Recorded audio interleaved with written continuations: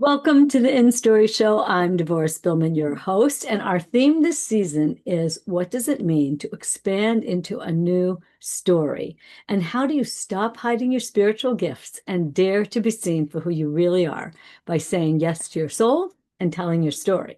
So today I am thrilled to welcome Michelle Lee. Hi, Michelle. Hey, Devorah. So I'm going to read a little bit about you before we dive in. Michelle Lee is an intuitive spiritual mentor to women who are passionate about their spiritual awakening and development. She's devoted to working with women who are ready to harness their full potential by accessing and activating the unrecognized power held in their unconscious aspects of self so they can create their deeply satisfying, fulfilling, empowering, and harmonious life.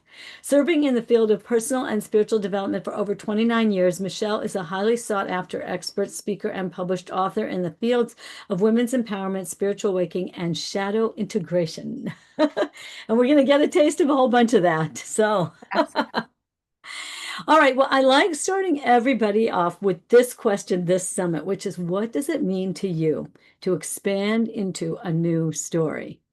Mm, that's so good, especially where I'm at. I have just been expanding into a new story. So to me, it means finally releasing living from wounding, living from wounding, and redefining myself based on my soul instead of my past.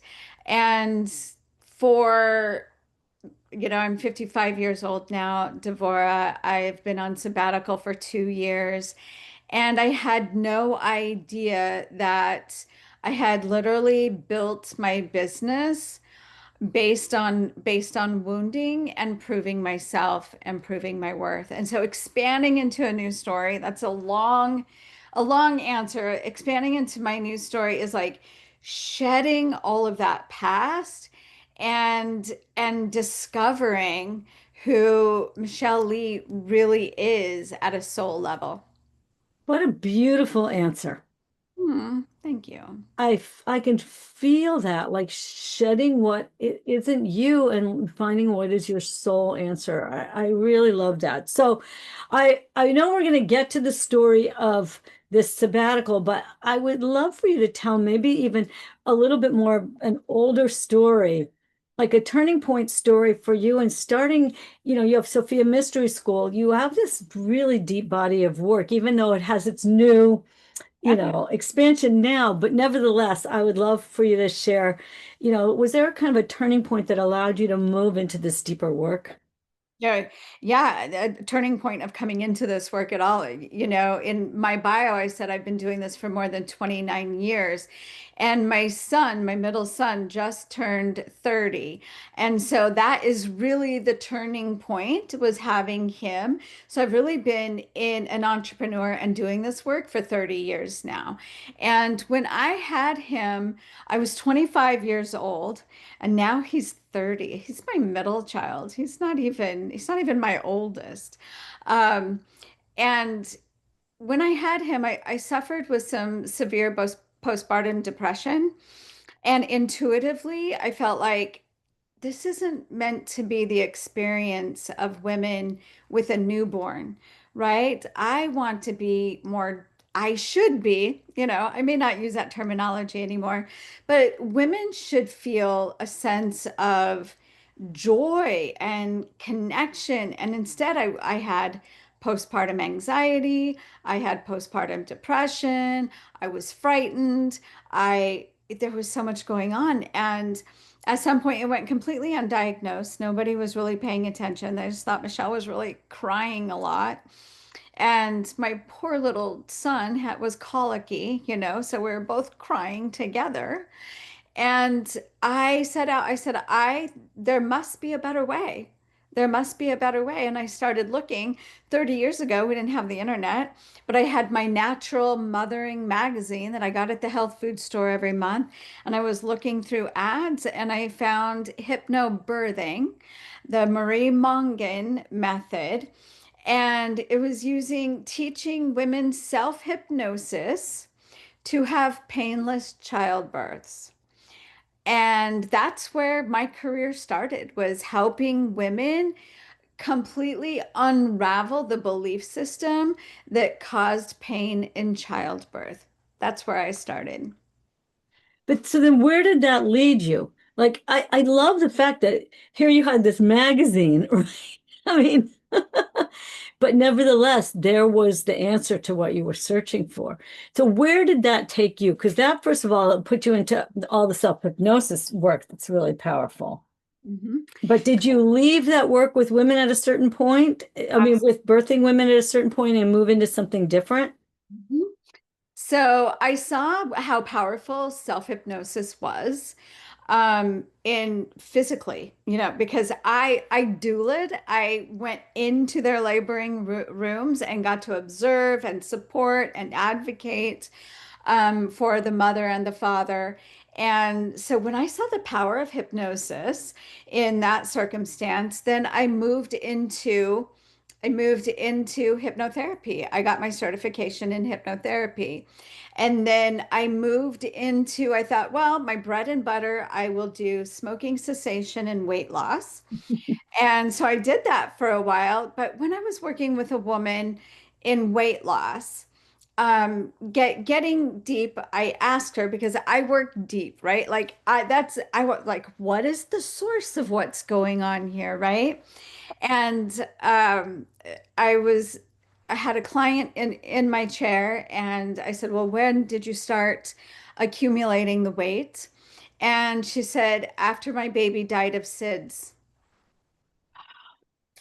And I was like, I am not here for weight loss. I am here for recovery and healing and self-love. So eventually I moved into self-love. I didn't love myself. And I could see so many women like at the level that I loved myself was still more than what I was seeing other women love themselves. And so I intuitively I went in and I developed the Fall in Love with Yourself hypnotic journey that is still available on MP3 on my website. That I did that, gosh, 25 years ago, right? And then at working intuitively and working with women with hypnosis, and then I added emotional freedom technique, the tapping, right? I was like, well, I feel like our natural state as human beings is self-love. Like we're born loving ourselves. So what are the obstacles? And all of this was intuitive. And so I realized the obstacles are shame, guilt, fear of rejection, and fear of abandonment. And so then I developed my four core wounds, bless you, our four core wounds um, process that I took my clients through on healing those wounds through EFT and hypnosis to activate the corresponding four divine truths, right? And so it just kind of went on until then I learned about shadow integration and what is the shadow. And it has taken my work to a deeper level, right? Because tapping, it's like, oh, let's tap away the guilt, let's tap away the shame. But with shadow integration, right? And the shame, if I'm doing shadow integration and I'm like feeling shameful, if I can just sit with that shame and accept that, oh, I feel shame, I'm swimming in shame, and be with it, we actually integrate it. There's no tapping it away. It is, it's transforming it, alchemizing it into love. Wow. Yeah. Wow. All right. So what happened that made you go on a sabbatical for 2 years? Well, it was meant to be a 3 month sabbatical, and I went kicking and screaming. Truly, like, who am I without my business? 30 years in business. By then it was 29, 20, whatever, 28 years, 27 years in business. And I used to say, Devorah, I don't say this anymore, I am my business, right? It's not true. I am not my business. And what happened was everything I'd done, a multiple six-figure business, a multiple six-figure business with my daughter, very successful. It crashed. Nothing I did worked. Everything that had been working stopped working. And um, my daughter helped me see. She goes, Mom, you just got to put it away, relax. And literally, I was kicking and screaming, who am I without my business? I can't not make money. I mean, I raised my children as a single mom with my business. And how can I just be a wife and rely on my husband's income? Who am I to do that? It was a whole thing, Deborah, a whole thing. It was shadow. I mean, shadows were coming up. Shadows. If I don't have a business, who am I? I've always said that I am my business. This is my baby. And so 3 months in, uh, I was like, oh, I'm not ready. I don't know anything different to do than what I was doing, and I realized I was very burned out. It Mhm. took me, I started doing word games. I was like, what if I just be for a while? And so that 3 months turned into a year, and that year turned into another year. And I tell you, I had on my altar for on April 12th, I think it was a new moon. I was setting declarations, and I'll tell you what my declarations were: to be alcohol free, sugar free, and there was something else, and to have clarity about what I'm bringing to the world now, what that looks like. And I just pulled that paper off my altar because it had been sitting on my altar since April 12th, 6 months ago. I didn't even remember it was there. And I have been sugar and alcohol free for 6 months.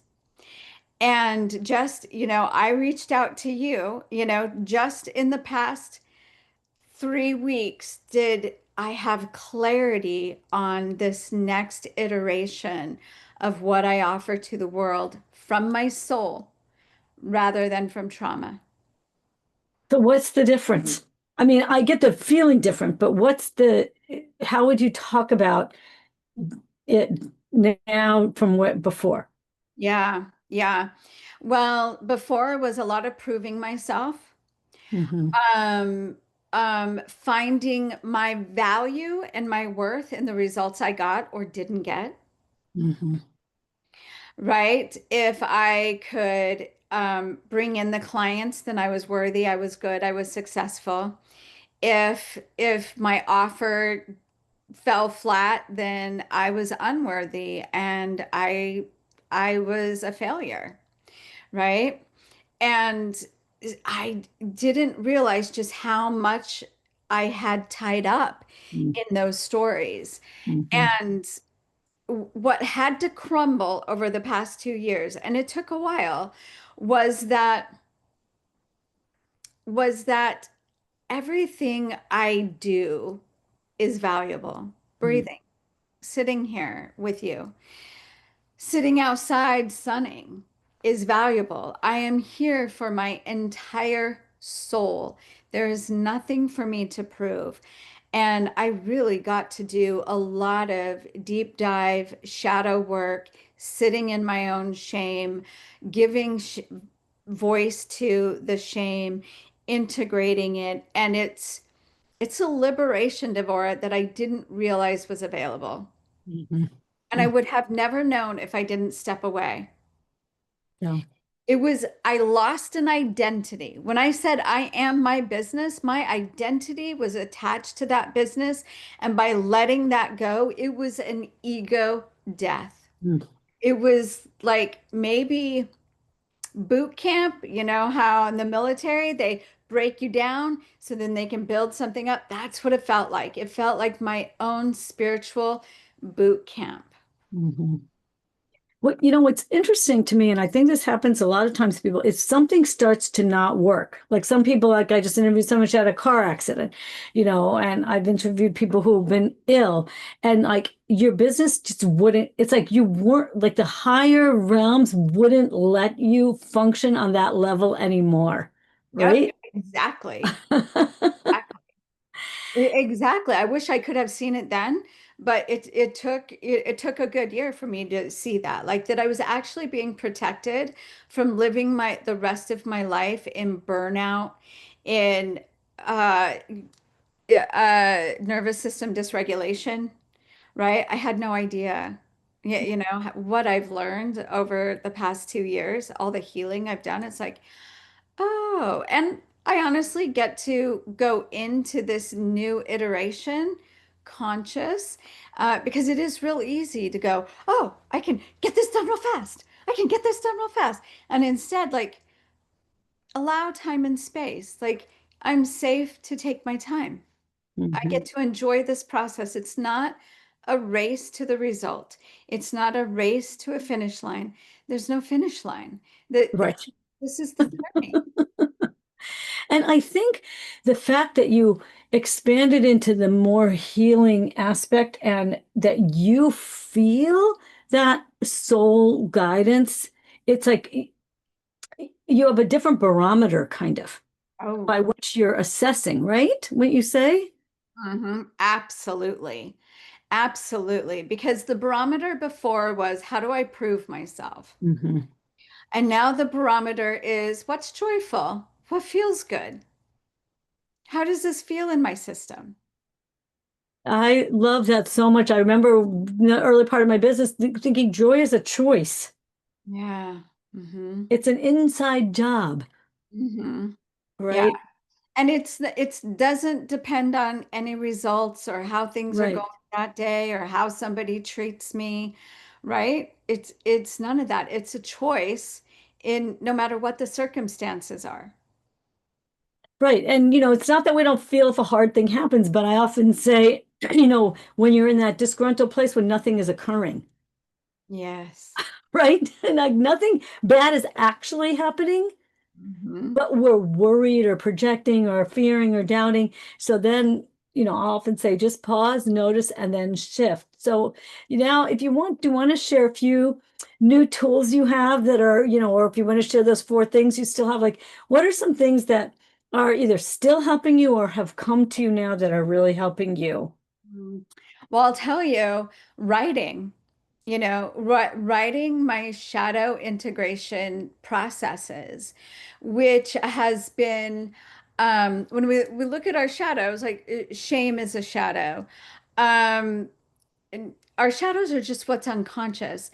And we tend to, like unconscious, I was unconsciously trying to prove my worth through my business. Right? And so that is the shadow, this aspect of me that felt unworthy unless I was generating a certain amount of money. Um, and I could prove that, like, I wanted to retire my husband. That was a part of I'll be valuable to him if I can retire him. Right? And so that is a shadow. So if I give that aspect of myself voice, I don't shun her. I was like, oh, she was a powerful aspect of me. I created a lot of success. I also created a lot of burnout and a lot of suffering, right? But going into those shadows and going to her and saying, what do you have to say? What do you want to say? What do you want me to know? What do you need from me? Right? And what came from that are poems, right? And essays. And Wow.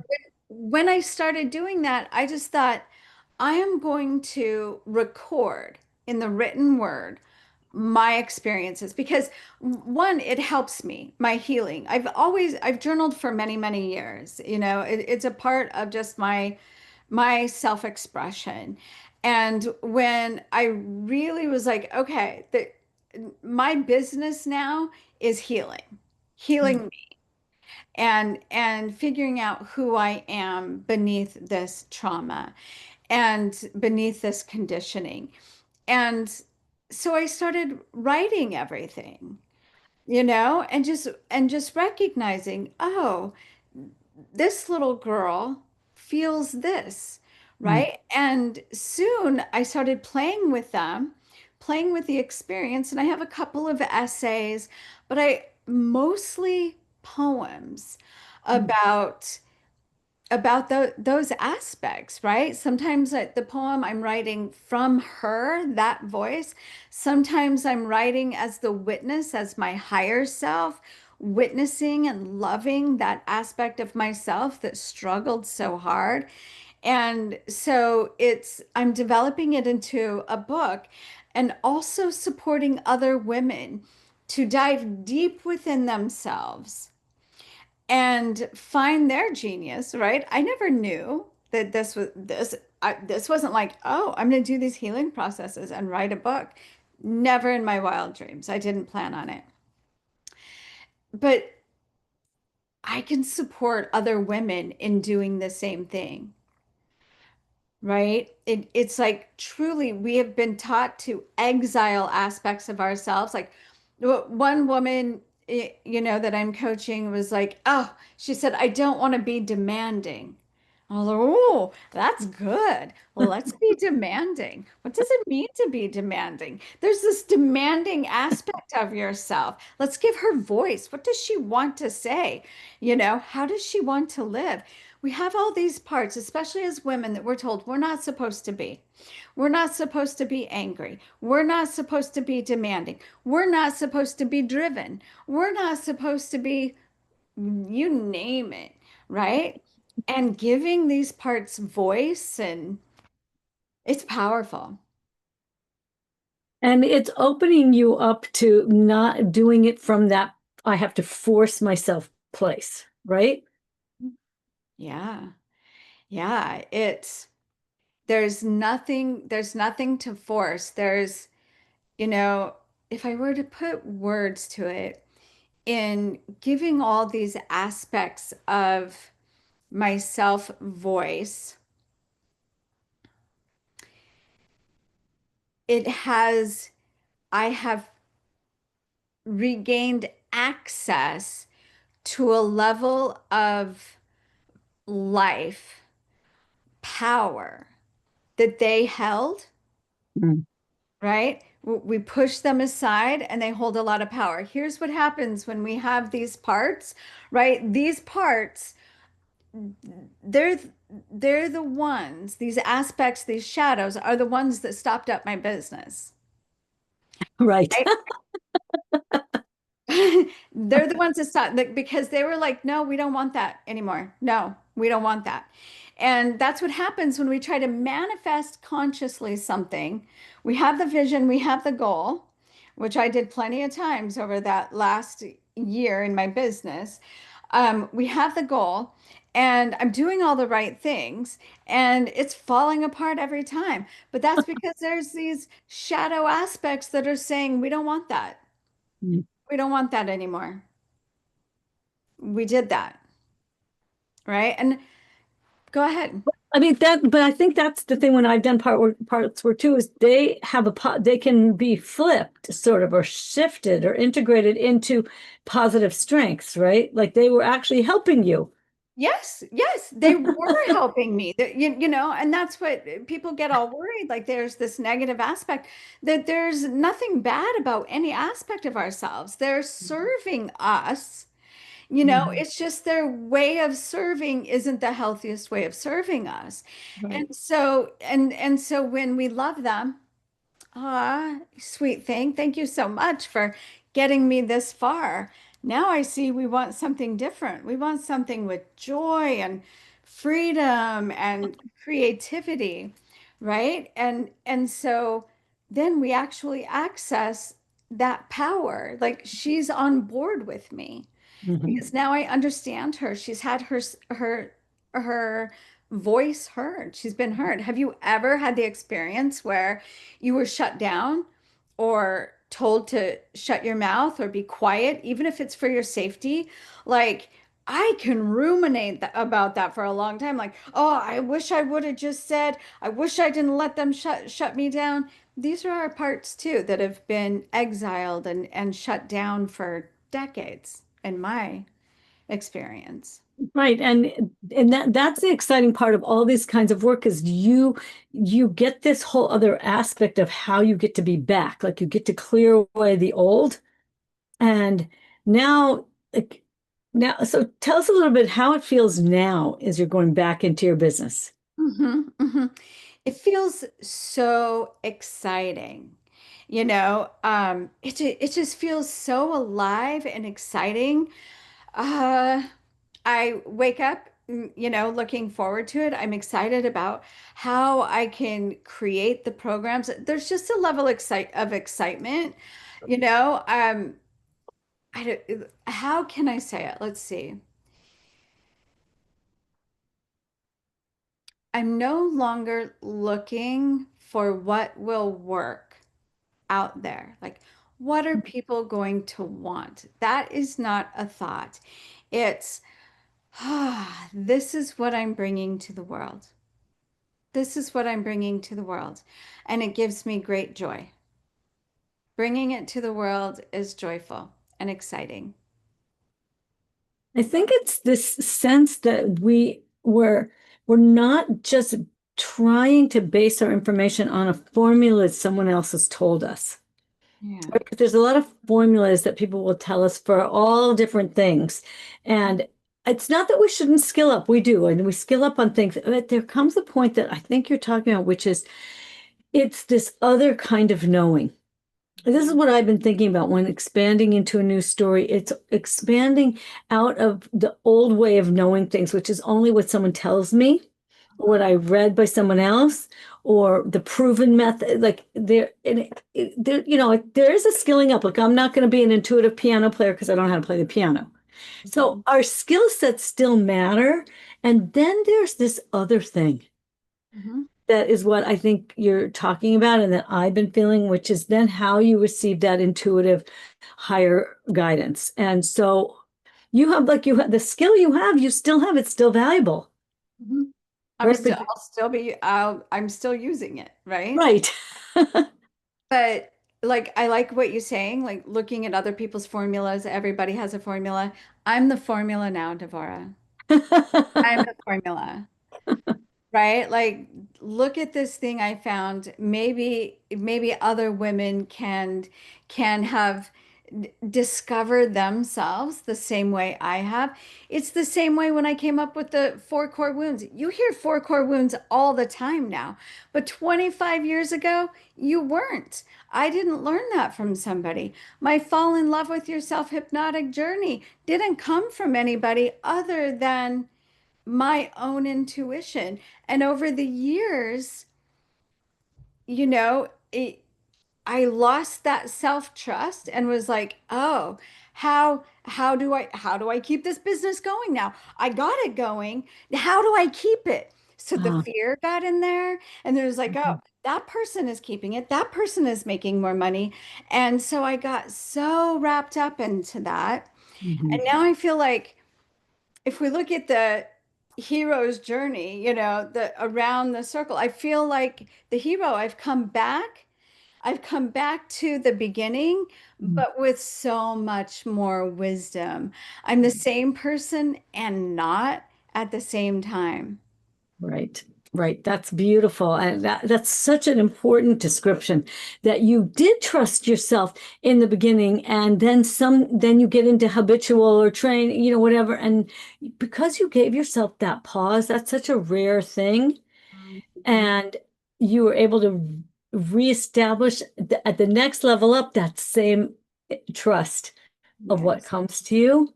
I really love that. So, all right, tell us a little bit about your free gift so people can get a little bit of a taste of this juicy work. Yes, yes. My free gift is a free masterclass, 3 days, 3 hours, called Prelude to Making Light of Your Shadow. And so I take you through three processes, and it's broken up in 3 different days, but I think you get the whole thing when you sign up for it. You get it all at once. But I take you through three interactive processes to discover a shadow, something that has been holding you back, a belief system. Oftentimes traumas come up, and how to integrate that shadow and dissolve it, and then turn it, like you said, into its opposite, right? So it becomes your strength. And you get that absolutely for free. It is profound. Yeah, so it's a great place to start to really recognize and learn about your shadow. I have so much information in that. You'll be taking notes for days. And also, it will give people a chance to actually do the work and to feel what it is, Yeah. right? Because a lot of times it's right there, especially when you're showing up and listening to this kind of right there, ready to go. But Hmm. I find that we have to help each other because otherwise we get stuck in this sort of spin cycle of Yes. our own thinking and it's hard to move forward. So I really encourage everyone, get Michelle's free gift and let yourself go through and see what opens up. Because part of expanding into a new story is letting go of the old ones. Yes, exactly. So, all right, before we wrap up, leave us with the last few thoughts. A last few thoughts. Well, honestly, the gold is within you. Mm, The gold is within you. Yeah, the kingdom is within, the queendom is within. Your wisdom, you hold your wisdom. It is in every cell of your body. And if you are just willing to stop, stop looking out there for the answers, you have the answers. It's good to have uh, a guide to show you how to go within. What are you looking for? And then once you find it, how do you integrate it and love it and transform it? But it's all inside you. mm. And we're just helping each other to see ourselves better, to clear our stories. And then we turn around, we help you, and you turn around and you help the next person. And that's what's happening now. Things are really opening up in a beautiful way. And you're an example because here you are opening your business up again in a whole more expanded way. And Michelle reached out to me to speak at her summit. I said, "Do you want to come and speak at ours?" So it's just such a it's such a great synchronicity of connections that we create with each other, and I'm just thrilled that you're here and that you took the time to step out to expand. And it's a good model for everybody listening to know that that's okay when that happens. There are these times when things stop working so that you can reassess and grow. Mhm. So thank you for being such a good model for that. Thank you. Thank you for those generous words. And everybody watching, get the free gift. You can share in the Facebook group. And as I always say in farewell, remember to go out in the world, share your story, live your purpose, and be a blessing. Bye, folks.